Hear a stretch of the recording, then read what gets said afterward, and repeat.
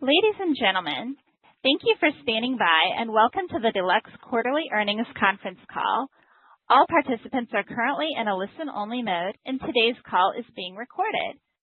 At this time, I would like to turn the conference over to your host, Vice President of Strategy and Investor Relations, Brian Anderson.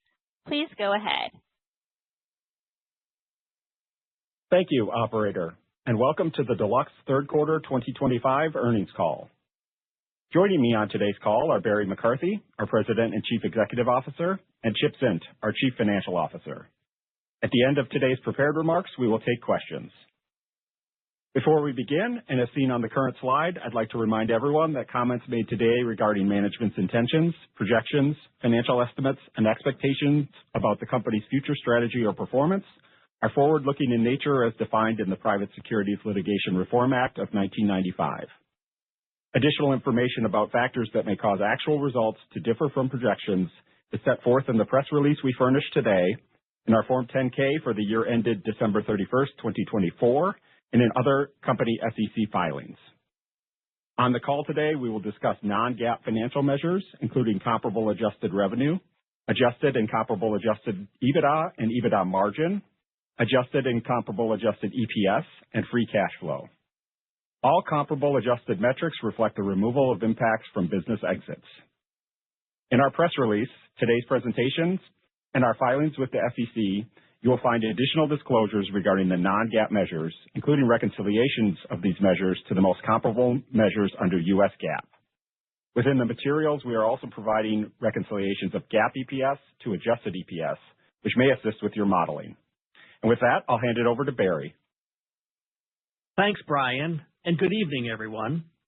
I'm pleased to report our strong third quarter results. During the period, we drove organic growth across all key financial metrics: revenue, adjusted EBITDA, EPS, margin rate, and year-to-date cash flows.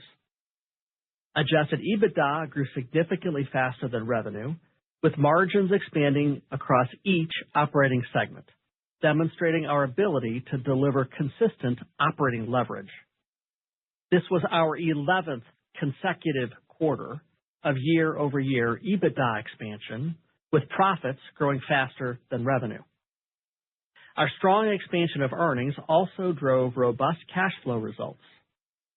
Year-to-date operating cash flows have expanded by more than 25% versus the prior 9-month period. These profit and cash flow outcomes contributed to continued reduction of our overall debt, aligning to our clear capital allocation priorities. As a result of the strong performance through 3 quarters, we reached our targeted year-end leverage ratio of 3.3 times, a full quarter ahead of our previously indicated pacing. We were particularly pleased with this result as we continue to drive efficiencies on path to our 2026 year-end debt to EBITDA target ratio below 3 times. Based on these results, we are raising our full-year outlook range for adjusted EPS while affirming all other guidance metrics, narrowing to the midpoint or better of the prior ranges. Chip will cover these updates in additional detail in a bit. Our overall third quarter execution remained very strong, including the following enterprise-level financial highlights: 2.5% comparable adjusted revenue growth, driven by a 4th consecutive quarter of double-digit year-over-year expansion for the data segment. Nearly 14% growth of total comparable adjusted EBITDA, reaching nearly $119 million for the period. Expansion of margin rates by more than 200 basis points, reaching 22% of revenue. Adjusted EPS growth of nearly 30% year-over-year to $1.09 per share. Continued reduction of our net debt, lowered by more than $20 million during the quarter, contributing to our improved leverage ratio, and year-to-date free cash flow expansion of just over 49%, growing by more than $31 million versus the prior year period. Each of these third quarter results aligned directly to our overall value creation algorithm, providing us strong momentum as we approach the end of the year and continue our progress toward 2026 financial targets. Now, I'll briefly review some financial and segment highlights for the period in the context of three ongoing strategic priorities. Number one, shifting our revenue mix towards payments and data to deliver profitable organic growth. Two, driving operating efficiencies across the enterprise. And three, increasing EBITDA and cash flow to both lower net debt and improve our leverage ratio. I'll discuss each of these three big strategic priorities in order, starting with our first priority, shifting our revenue mix towards payments and data. We're pleased with our progress here. Through the third quarter, blended payments and data segment revenue has grown nearly 9.5%. Combined, these segments are nearing revenue parity with our print businesses. Through Q3, payments and data now account for 47% of total company revenue, up nearly 400 basis points versus previous year. We're delivering our strategy to transition the company towards payments and data growth while leveraging robust cash flows from the print segment. Data was our standout performer again in Q3, growing revenue by 46% year over year.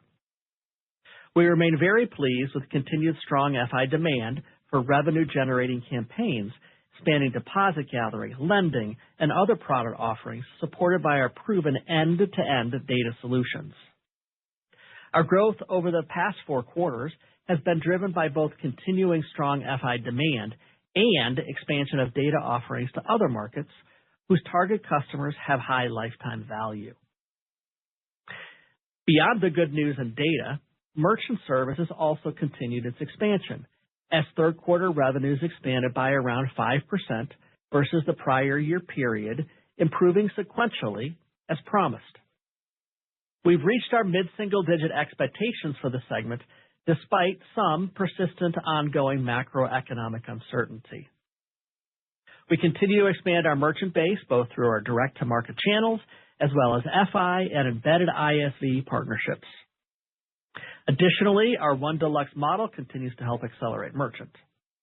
For example, we recently announced the expansion of our existing multi-divisional relationship with People's Bank, a $9.5 billion Ohio-based FI, to now include merchant services. This is another example of Deluxe building trust by delivering in one area, giving us the opportunity to cross-sell offerings from multiple other divisions. Moving to B2B payments. Third quarter revenues for the segment declined modestly, as we had signaled during the last quarter's call. Importantly, we did continue to see both sequential revenue growth for B2B and year-over-year expansion of EBITDA margins, which improved 260 basis points on evolving mix and operating efficiencies across the segment. Further, we continue to expect a return to growth within B2B revenues as we exit 2025. Within print, during the third quarter, the stronger margin check portion of the business continued to perform in line with our long-term expectations, with revenues declining around 2%. As we discussed last quarter, the lower margin branded promo portion of the print segment has remained the primary area where demand headwinds persist. As expected, top-line pressure across the product group again resulted in fairly immaterial impacts to segment profits. To summarize this first strategic priority, revenue growth from our combined payments and data businesses delivered overall third quarter growth, more than offsetting expected headwinds and anticipated secular declines, particularly in print. These results are consistent with our long-term strategy. Now on to our second big strategic priority, driving efficiencies across the business to improve margins and sustain our operating leverage. Ongoing cost discipline across the enterprise contributed to our success expanding margins and improving overall operating leverage during the third quarter. We delivered lower overall corporate expense, with spend improving by just over $2.5 million. Inclusive of these savings, the overall enterprise reduced SG&A expenses by more than $15 million. This reflected a reduction of roughly 7% year over year during the third quarter. Overall, we were very pleased to deliver adjusted EBITDA margin expansion across all 4 operating segments simultaneously. Now on to our third big strategic priority, increasing adjusted EBITDA, driving cash flows, and lowering both our net debt and leverage ratio. As I noted earlier, we continued to convert our expanding earnings base into strong cash flow results and to reduce our debt levels through the third quarter. This resulted in realization of our targeted year-end leverage ratio of 3.3 times, 1 quarter ahead of our previously signaled expectations. Our third quarter free cash flow of just under $44 million reflected a 37% cash to EBITDA conversion rate. This result demonstrated continued improvement aligned to our targeted long-term yield remaining above 30%. To summarize overall, we are making clear progress on all 3 big strategic priorities. 1, shifting the mix towards payments and data. 2, driving operating efficiencies. And 3, increasing cash flow, reducing debt, and lowering our leverage ratio. As our overall third quarter and year-to-date results illustrate, we are achieving this progress through disciplined capital allocation and strong execution, pushing our value creation algorithm forward. Our pipeline remains strong across each operating segment, and we have positive momentum as we sprint towards the 2025 finish line and prepare to launch 2026. Finally, before passing this to Chip, I want to again take a moment to thank my fellow Deluxers. As we celebrate the company's 110th anniversary this year, our strong, enduring culture and clear commitment to meeting and exceeding our customers' needs while driving value for shareholders truly reflects the Deluxe difference. With that, I'll turn it over to Chip. Thank you, Barry, and good evening, everyone. As Barry noted in his opening, we were very pleased with our third quarter progress, and particularly our better-than-anticipated delevering pace.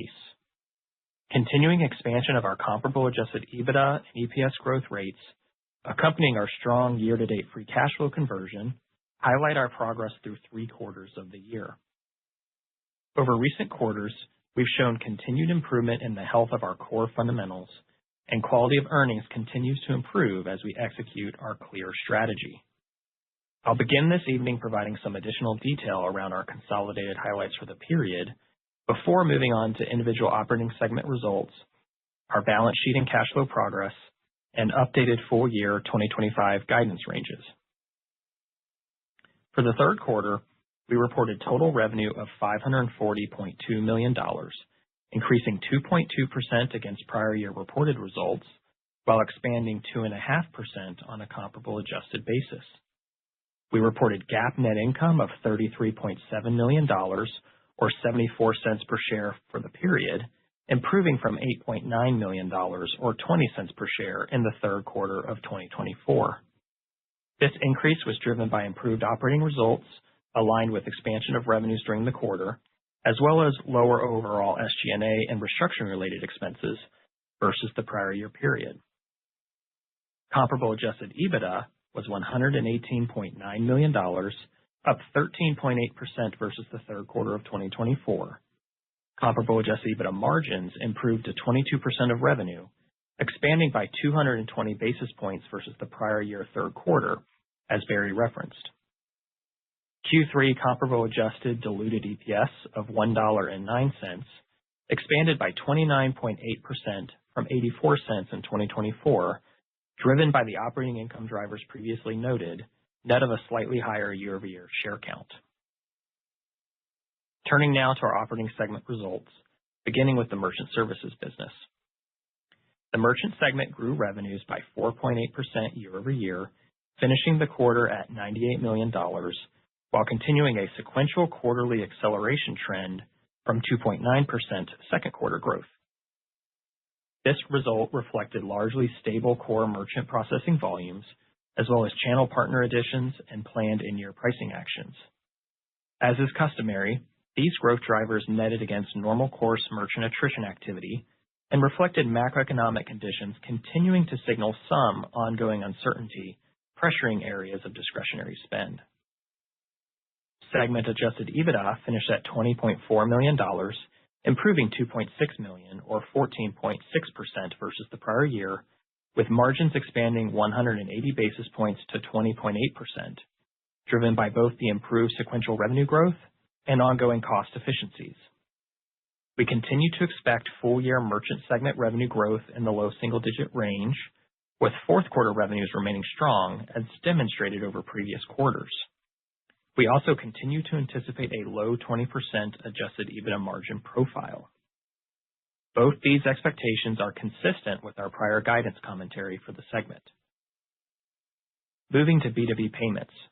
For the third quarter, B2B segment revenues finished at $73.1 million, sequentially improving from the prior quarter, but declining 2.7% versus the prior year result, consistent with the quarterly cadence expectation within our prior quarter commentary. B2B adjusted EBITDA expanded during the quarter, finishing at $16.8 million, reflecting growth of 9.8% versus the prior year period. Third quarter adjusted EBITDA margins of 23% for the segment reflected a 260 basis points expansion versus 2024, as Barry noted. The segment sustained its focus on driving efficiencies across lockbox operations while optimizing SG&A to align to the anticipated onboarding and implementation efforts for new B2B wins across the portfolio. We continue to expect low single-digit full-year revenue growth for B2B, implying a return to an improved fourth quarter exit growth rate for the business as we enter 2026. Margins are expected to remain in the low to mid 20% range, consistent with overall year-to-date levels within the segment. Moving on to data solutions. This segment extended its revenue growth trajectory during the third quarter as demand for core marketing campaign execution across key FI partners continued to accelerate. Q3 data segment revenues finished at $89.2 million, reflecting growth of 46% versus the third quarter of 2024. This growth reflected a fourth consecutive quarter of strong double-digit demand growth for core bank customer marketing campaigns. Our FI clients have increasingly turned to our proven data-enabled audience development and targeted marketing capabilities to support revenue generation across their core lines of business. Data adjusted EBITDA finished at $29.1 million, growing 66.3% versus the prior year, while adjusted EBITDA margins expanded by 400 basis points to reach 32.6% for the quarter. These results were primarily reflective of the level of revenue expansion during the period.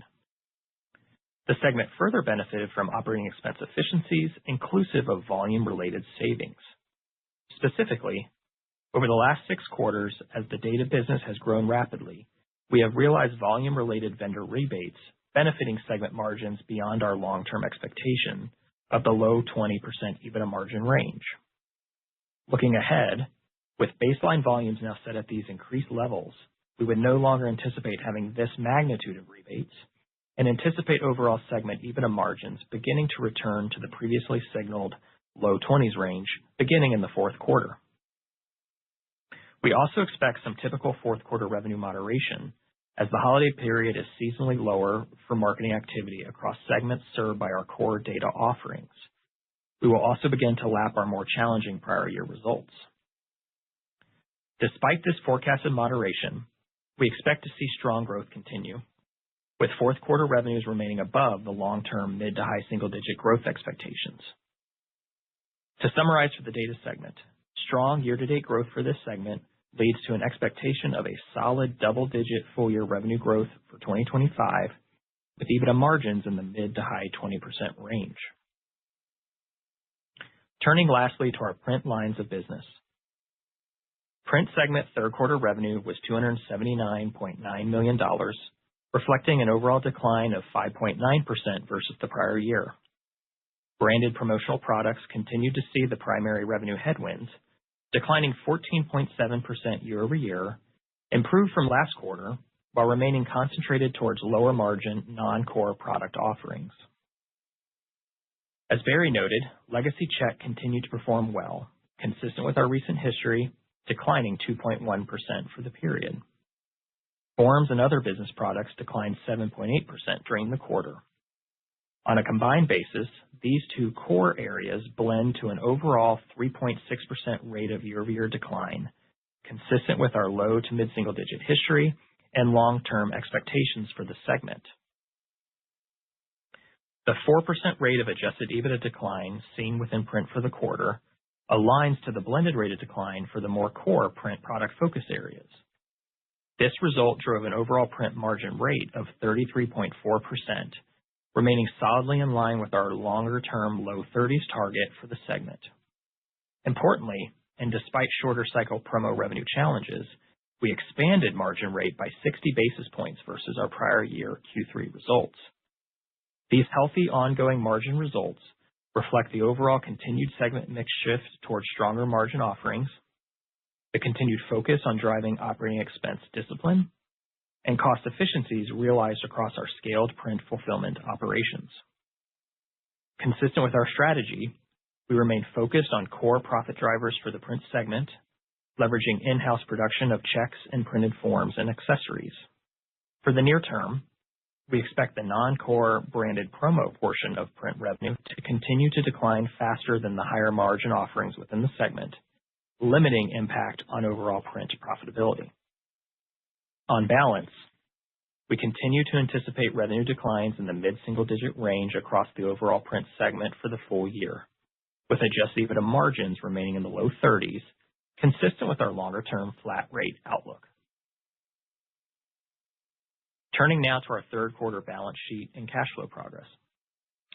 We finished Q3 with a net debt level of $1.42 billion, reflecting a reduction of just over $44.5 million versus our 2024 year-end level of $1.47 billion. As Barry referenced, this result reflected a sequential improvement of just over $20.5 million versus our second quarter ending debt balance, consistent with our clear commitment to debt reduction as a top capital allocation priority. We were particularly pleased to finish the quarter with a net debt to adjusted EBITDA ratio of 3.3 times, showing continued improvement of our leverage position from the 3.6 times ratio reported at the end of 2024. Reaching our targeted 2025 year-end leverage ratio on an accelerated basis demonstrated our ongoing commitment to balance sheet improvement.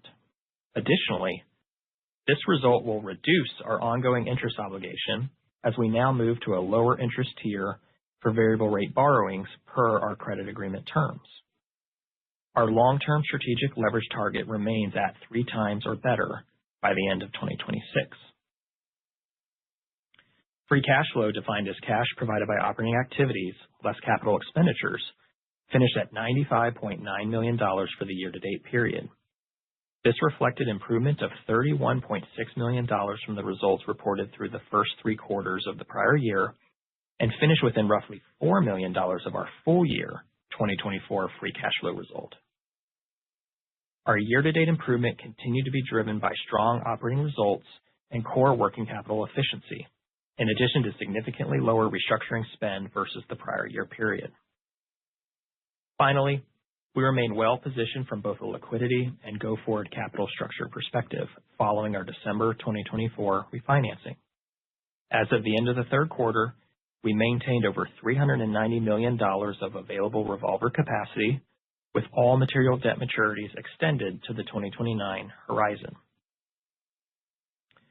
Before turning to guidance, consistent with prior quarters, our board approved a regular quarterly dividend of 30 cents per share on all outstanding shares. The dividend will be payable on December 1st, 2025, to all shareholders of record as of market closing on November 17th, 2025. As mentioned previously, our year-to-date execution and momentum provide confidence to raise our overall range of expectations for adjusted EPS. Further, we are affirming our existing guidance for revenue, adjusted EBITDA, and free cash flow, each within a narrow range at or above the midpoint of our prior outlook for the year. With that context, our updated full-year guidance figures are shown on the current slide, keeping in mind all figures are approximate. Revenue of $2.11 billion to $2.13 billion, which represents a range of flat to positive 1% comparable adjusted growth versus 2024. Adjusted EBITDA of $425 to $435 million, reflecting between 5% and 7% comparable adjusted growth. Adjusted EPS of $3.45 to $3.60, now a range of 6 to 10% comparable adjusted growth. And free cash flow of $140 to $150 million. Finally, to further assist with your modeling, our guidance assumes the following: interest expense of approximately $123 million, an adjusted tax rate of 26%, depreciation and amortization of $133 million, of which acquisition amortization is approximately $45 million, an average outstanding share count of 45.5 million shares, and capital expenditures between $90 and $100 million.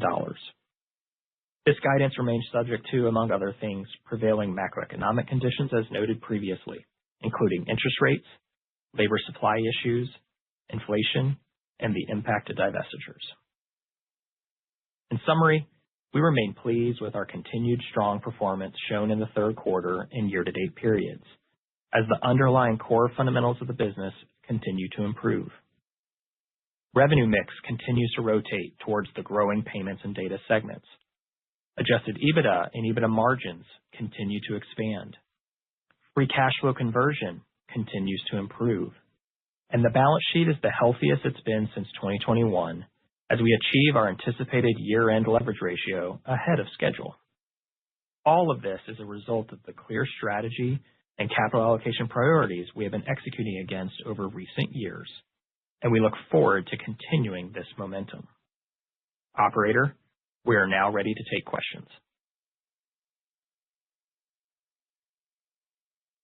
Thank you. If you are dialed in via the telephone and would like to ask a question, please signal by pressing star 1 on your telephone keypad. If you are using a speakerphone, please make sure your mute function is turned off to allow your signal to reach our equipment. A voice prompt on the phone line will indicate when your line is open. Please state your name and company before posing your question. Again, please press star 1 to ask a question. And we will take our first question.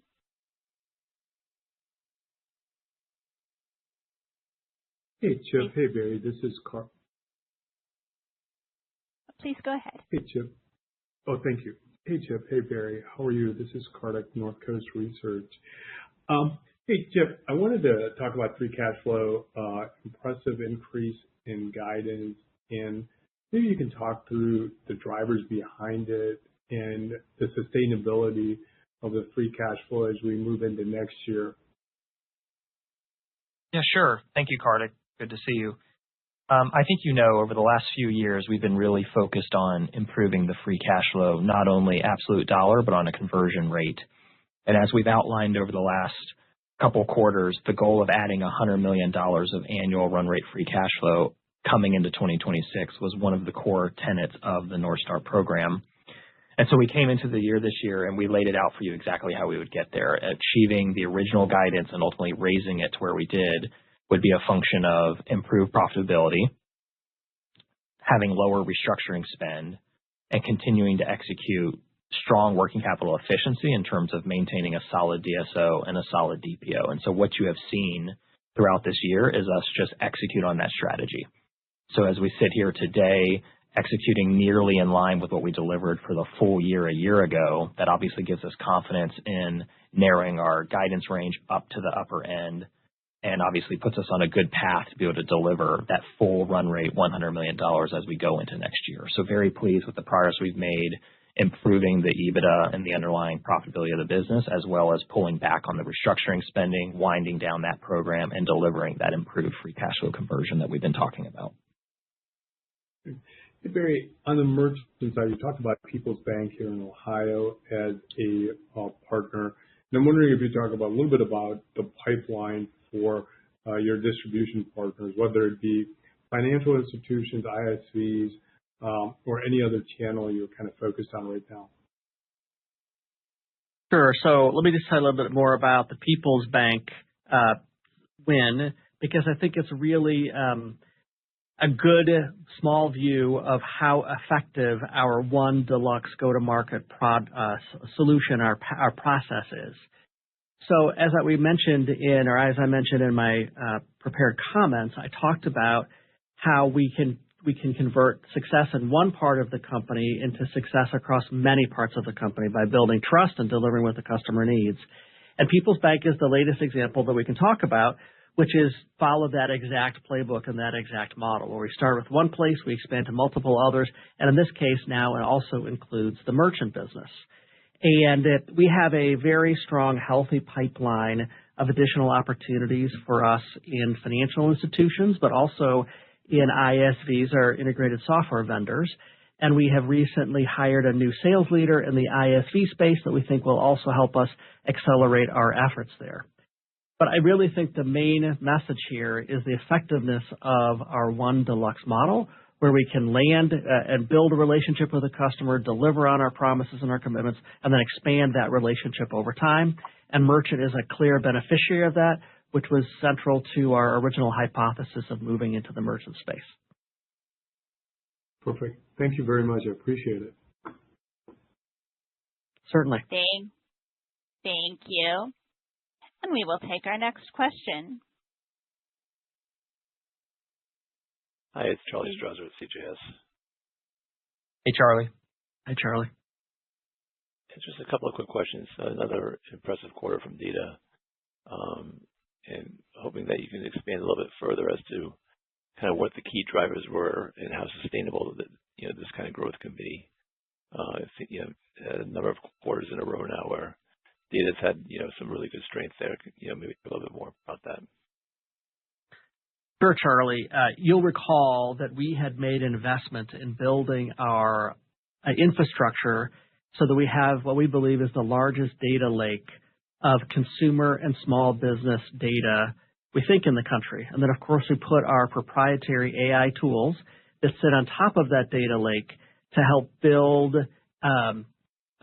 high converting lead lists, helping those institutions or organizations identify, target, and market to a customer that's likely to be interested in the offering of that organization. In this particular moment in time, financial institutions are increasing their investment specifically around all of their core products, whether it is low-cost deposits, but it's also things like high-reward credit cards. It's around lines and loans and many other bank products. And we can see some great uptake on that. And we think that is sustainable, Charlie. Now, probably not at the rate we've been talking about it. And Chip did a good job, I think, of setting that expectation. But we have a very unique offering here that we can show a specific return on a marketing expense that delivers a customer with measurable value to a financial institution. And that is a very compelling proposition for financial institutions. But we're also expanding, as you know, Charlie, beyond financial institutions into other market verticals where there's a high lifetime value for that customer, and it's worth a significant marketing investment to acquire that customer. And we continue to make inroads there, and we feel very good and bullish about this business over the intermediate long term, as well as what's right in front of us in Q4. Excellent. Yeah, very impressive. Thank you. And just a follow-up question on the print segment. Margins were above where they've been in, at least in recent memory. And, what was this all from? Is this basically driven by promo having better margins, or is it, across the board, maybe a little more color there? That'd be great. Charlie, we've been saying for a while that we have three core strategic initiatives for the company. We want to shift our mix towards payments and data. We want to drive efficiency across our portfolio. We want to increase EBITDA free cash flow to lower debt and our leverage ratio. In the case of the print business, we have a great cash generator in the check business, and that had a very solid and very predictable Q3. We continue to struggle a bit in the promo business with just headwinds in the industry, we've also just been very clear we're going to focus on profitable volume. We're not going to play the game that others in the space are playing, which is taking product or making sales that have little or no margin. And so we're walking away from deals that we just don't think we can make a decent profit on. And you can see that in the revenue part of that equation. But what you come down to, what's really important here is that we're able to largely hold on to the EBITDA. And as you can see, we're expanding margin here as well. So we think it's just a matter of being really choiceful and really fully in alignment with our key three big strategic initiatives around shifting mix to payments and data, driving efficiency, increasing EBITDA, free cash flow, lowering debt, and the leverage ratio, that we're being very choiceful and disciplined about the business we take and making sure we do have is operated with great efficiency. Chip, you want to build on that? Yeah, I think you said it well, but Charlie, if you think about the extra materials we've added the last few quarters, you can see while the promo side is still struggling and declining a bit higher than we would like, it has improved. But to Barry's point, the real story is how check continues to deliver solid results, decline better than long-term expectations, and how those two things together deliver a really solid mix story to the business. So I think Barry said it all right. When you put that all together and you add on top of it the focus on efficiency that we've been delivering over the last 2 years as part of our efficiency improvement program, it's all leading to this solid, sustainable low 30s margin rate that we've been talking about for print that you can see is really stabilizing. And so we're very proud of that result and very pleased with how that team is executing. Great, thanks. And can I sneak one more in, kind of a bigger picture thing as we approach year end here. Any initial thoughts for next year? That was a really good try, Charlie. We'll be back at the next call with good guidance for next year. Appreciate it. Thank you. Thank you. Once again, if you would like to ask a question, please signal by pressing star 1. And we will go to our next question. Hey guys, it's Jonathan from TD Cowen. Just one question for me. Now that you've reached your leverage target, and congrats on that, how are you balancing capital between, let's say, debt reduction, potential buybacks, some M&A, and maybe even some reinvestment in the growth segments like payments and data? Thank you. Yeah, well, first of all, thank you for acknowledging that progress, Jonathan. I think we've been very committed to this goal of bringing the leverage ratio down and getting ultimately at or below 3 times sometime next year. So obviously the work's not done yet. Very pleased with the execution and progress that allowed us to reach our original target for year end 25 a bit faster, but nothing really changes. Our capital allocation priorities remain. We're still focused on paying down that debt and bringing the leverage ratio down. We're still marching down the path towards that 3 times or better by the end of next year. And we're going to continue to invest internally for high return growth that helps Barry's number one strategic priority, shifting the mix to payments and data. And then obviously we'll keep returning value to shareholders through the dividends. So very, very pleased with the progress, but don't expect anything to change. We're going to keep executing based off this updated guidance range we've provided. I would say we're now on a place to land year end around 3.25, depending on the rounding. So continuing great progress. And we're continuing on that journey to get at or below 3 times by the end of next year.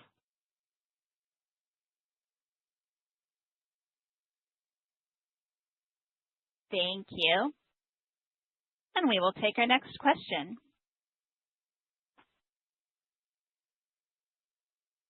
Hi, good evening. It's Mark from Sidoti here. I was you sort of covered quite a bit already. I wanted to sort of touch on how we should think about the how CapEx might flow out through. We have for the year. Is it reasonable to think that we might see similar levels next year, or how should we think about the potential for whether it's technology-driven investments or the like, how that might play into CapEx next year, just generally, not a specific guide on numbers, I suppose, but just sort of generally. Yeah, so again, to reiterate, we've been holding in this $90 to $100 million guidance range for all of this year, and we're executing pretty well in that. stopping short of providing full guidance. But where we are is a very comfortable level for us. Like I said, we continue to focus on good internal return projects that can allow us to drive that strategic initiative to shift the mix. And so we're obviously not going to starve the business, but we also feel good about the progress we've made. So as we get into next year, we'll go through our normal process of evaluating all the investment opportunities inside the business and stack rank them based off the best returns, helping drive the long-term strategy. And I would expect CapEx will settle somewhere around where it is right now. But again, stopping short of guidance, we'll wait to see where the final demands of the business land and what are the best returns inside the four walls to deliver the best outcome for both investors and our customers. Great. And then I guess, and admittedly, this might be a bit of a squishy question, but are there any parts of the business where you would like to expand bandwidth as far as internal, whether it's personnel or the like? Are there any areas that you feel as though you might need to expand bandwidth in the near term to take advantage of opportunities? So appreciate the question, Mark. We regularly look at our resource allocation or capital allocation and where we're spending for maximum return. We don't anticipate any need for a surge in any one of our businesses. We are investing appropriately, particularly in the payments and data, the growth businesses. For the future, I mentioned earlier, we're putting a bit more investment towards sales, particularly in the merchant business. But we like the mix of what we have today and how we're investing to grow, and really like how it played out for us in Q3. Excellent. Congratulations. Thank you very much. Thanks, Mark. Thank you. And at this time, we have no further questions. I would now like to turn the call back.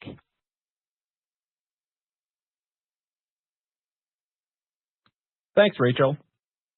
Before we conclude, I'd like to share that management will be participating at the Citizens Financial Services Conference in New York and the Stephens Annual Investment Conference in Nashville on November 18th and 19th, respectively, and at the Bank of America Leveraged Finance Conference on December 2nd and 3rd during the fourth quarter, for which additional information will be posted on the Investor Relations website. Thank you again for joining us today, and we look forward to speaking with you all again in early February as we share our fourth quarter and full year 2025 results. Thank you. This concludes today's call. Thank you for your participation. You may now disconnect.